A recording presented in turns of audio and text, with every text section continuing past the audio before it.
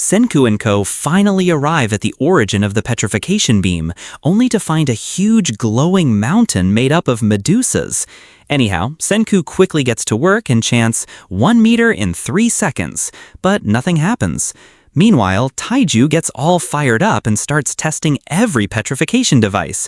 As expected, every single unit is completely out of juice. As Zeno sneaks a medusa into his pocket, Gen and Chrome object. However, Senku suggests keeping him engaged and that inspecting the medusa is a better option since they are up against Stanley. Just when it feels like a dead end, Senku comes up with a plan. With this many shell units, there's still something we can do. Thus, Ryusui lays out the plan.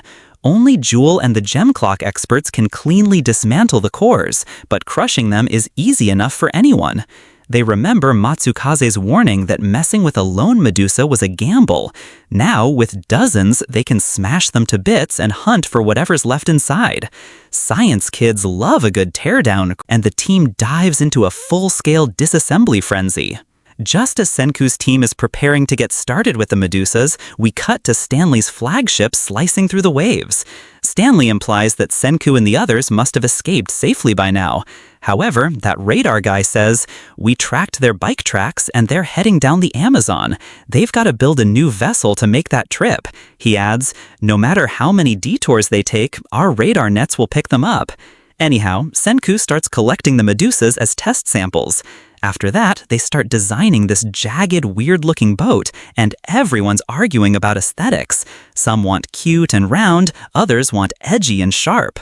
However, Senku steps in and explains that Stanley is using radar, transforming the whole conversation into a stealth tech crash course.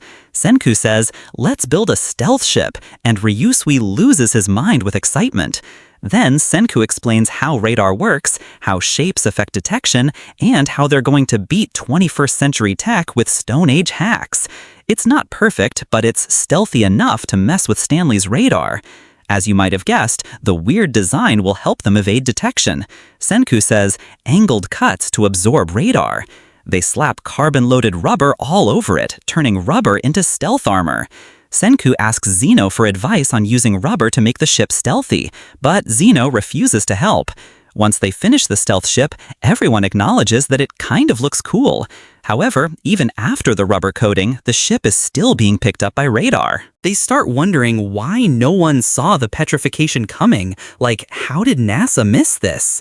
This leads Ukyo to test a Medusa on radar, and guess what? It's completely invisible. It turns out the Medusas were shaped to avoid even the most advanced radars, designed to be invisible. That's sci-fi tech we're talking about here.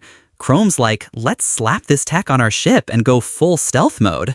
Thus, they somehow acquire a futuristic stealth ship using the Medusas. On the way, Senku gets to work on making one Medusa function and finding out how it works, with the hope of using it against Stanley and defeating him. Thus, Medusas get cracked open, diamonds are analyzed, and Senku's crew goes all in. Zeno also joins Senku, implying that falling behind in science for political reasons sounds lame.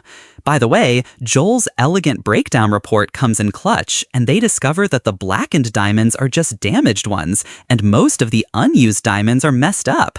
Some are chipped, some are too small, and others have tiny fractures running along atomic fault lines. Then, Chrome finds one diamond that isn't blackened at all. Thus, Senku suggests looking for a Medusa with a pretty-looking diamond.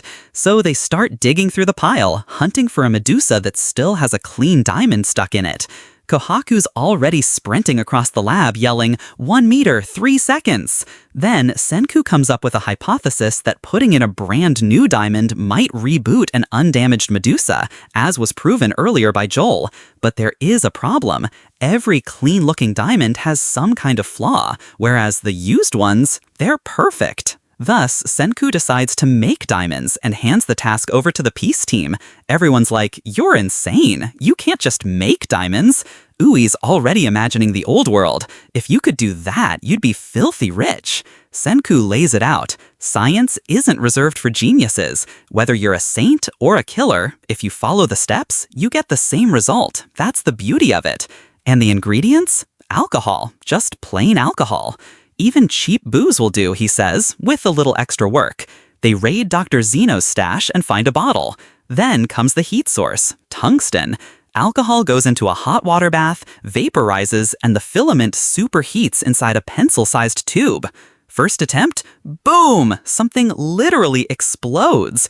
Turns out air got mixed in. Second try, the wires short out. Meanwhile, Minami's losing it, yelling, "I don't get it anymore," while Mecha Senku calmly points out the wires fused. Classic lab mistake. They also can't ask Brody to help since they don't want the Americans to know about this. Third time's the charm. They purge the air, rewire the circuit, and flip the switch. And then, glitter. Tiny, shimmering particles inside the tube. Joel leans in with his jeweler's eye and says, "That's a diamond, no doubt."